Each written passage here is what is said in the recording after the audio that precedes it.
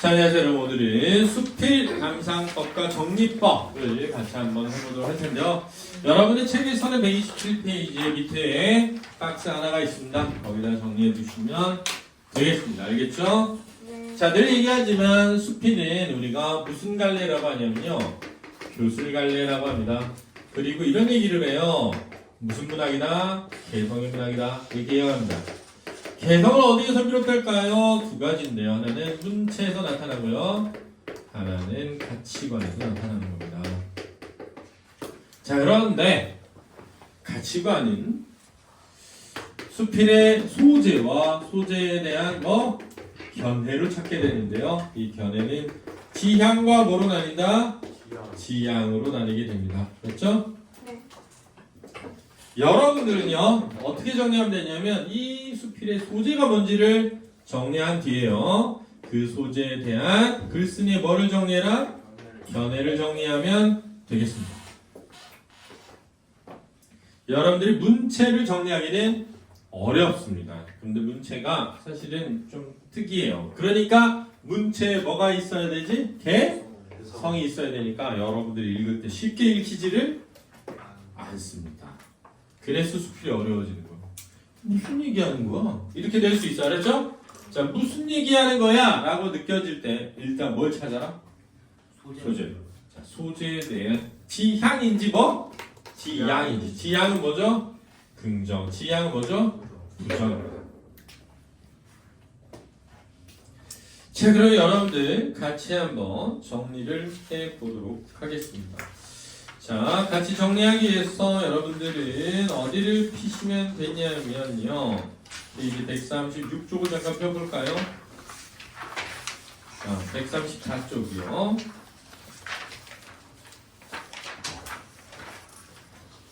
자, 134쪽에 보면 김훈이라고 하는 분이 쓴 겸재의 빛이라고 하는 작품이 있습니다.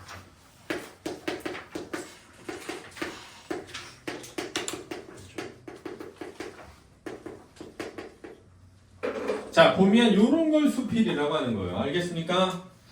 다 아시면 있죠. 이 작품은 23년 수능에 나온 작품입니다. 22년에 시행된 내 초로의 어느 가을날 그랬습니다. 초로가 뭘까요? 초로가 초로. 자, 초는 무슨 초가 있죠? 처음 초. 그렇죠? 로는 무슨 로가 있죠? 길로 또 늙을로 그런 게 있죠. 늙어가는 처음 어느 가을날, 나는 겸재가 동해안을 따라 내려가면서 동해의 승경을 화폭에 옮겼던 월송정, 망향정, 청간정, 성류구를 일삼아 떠돌아 다녔다. 자, 이 수필의 소재는 뭘까요? 겸재가 다녔던 곳이 되겠죠. 그죠? 겸재가 다녔던 겸재 뭐? 겸재가 누구예요? 겸재 정선입니다. 그렇죠?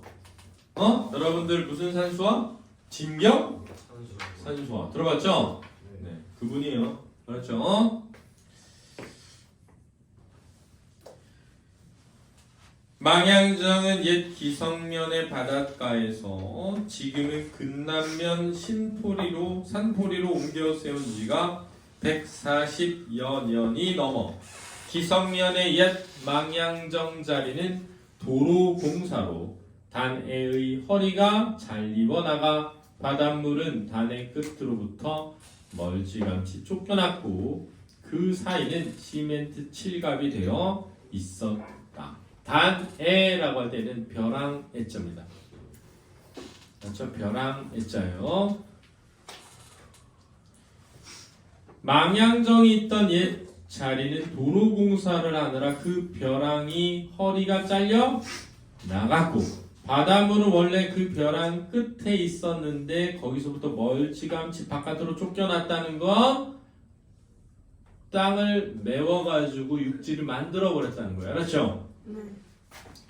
그리고 그 사이는 시멘트로 칠해져 있었다. 정자의 터는 사방이 깎여져 나갔고 화폭 속의 소나무 숲도 베어져 버린 채 그 언덕은 그저 무의미한 흙더미로 변해 있었다. 소재가 뭐죠? 망양정의 옛 자리죠. 그죠? 네. 자, 망양정의 옛 자리에 대한 이 사람의 견해는 플러스입니까? 마이너스입니까? 플러스. 마이너스죠. 옛. 맞죠? 옛 자리가 지금 어떻게 되었다? 다 흙더미로 변해버렸다라는 겁니다. 그럼 자, 무의미한 흙더미로 변해버린 것을 이 사람은 긍정적으로 보는 거야? 부정적으로 보는 거야? 부정적으로 보는 겁니다. 그렇죠? 마을의 고로들도, 고로는 뭐죠? 오래된 늙은이들. 그렇죠? 나는 초로고. 알았지? 그곳에 들어서 있던 정자를 본 일이 없었고. 왜? 이미 몇 년 전? 140년 전이잖아요. 그죠? 네. 다만 그들의 증조부나 고조부로부터 전해오는 구전에 의해, 구전이 뭐죠? 입에서 입으로 전해진 거예요. 그 흙더미가 망양정의 옛 터였음을 옮길 뿐이었다. 이런 걸 뭐라 그럴까요, 여러분들? 무슨 감을 느꼈다고 하는데요?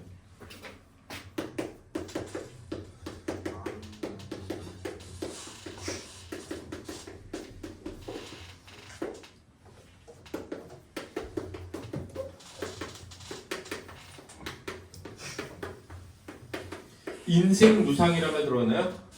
무상이라는 게 뭐죠? 없을 무, 항상 상사입니다. 항상이라는 것이 없다. 결국은 다 뭐하다? 변한다. 헛된다. 라는 뜻이에요.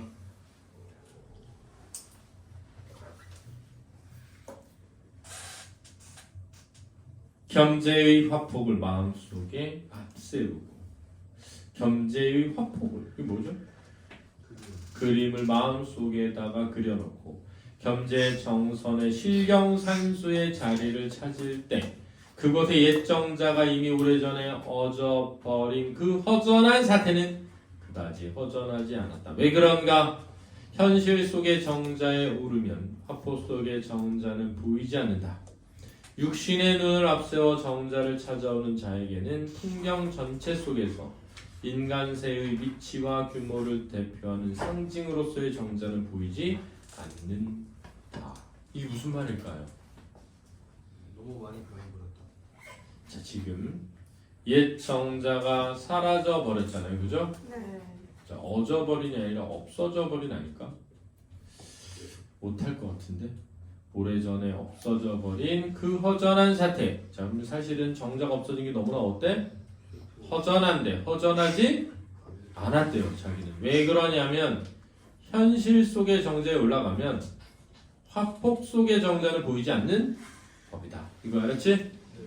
자, 다시 육신의 눈을 앞세워 정자를 찾아오는 자는 상징으로서의 정자를 볼 수 없다. 그러니까 이 사람은 그림 속의 정자, 상징으로서의 정자를 보려고 하기 때문에 현실 속의 정자가 없어진 것이 허전하지 않다. 이렇게 이해된다는 거예요.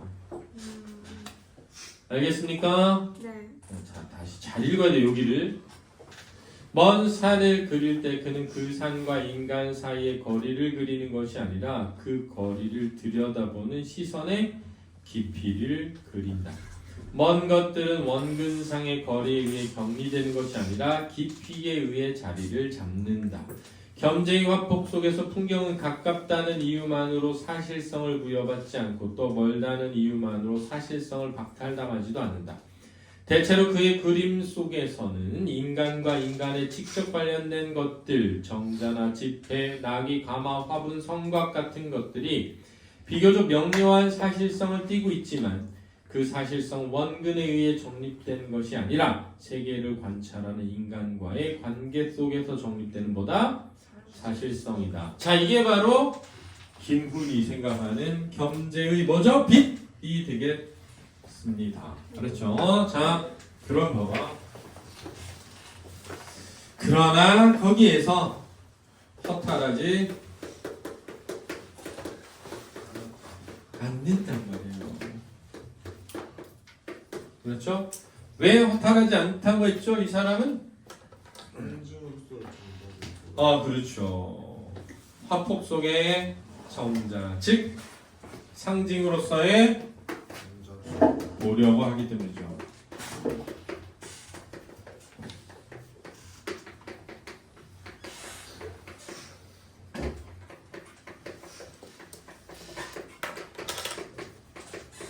그래서 허탈하지 않은 것입니다. 그러면 이 화폭 속의 정자와 상징에서의 정자는 매우 뭘 갖고 있냐면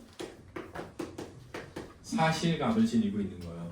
그 사실감은 무엇에 의해 만들어지는 것이 아니라 무엇에 의해 만들어지죠? 원근에 의해 만들어지는 것이 아니라는 거죠. 그럼 뭐에 의한 겁니까? 관계 뭐와 뭐? 인간 인간과의 관계 속에서 만들어지는 사실감이라는 거예요.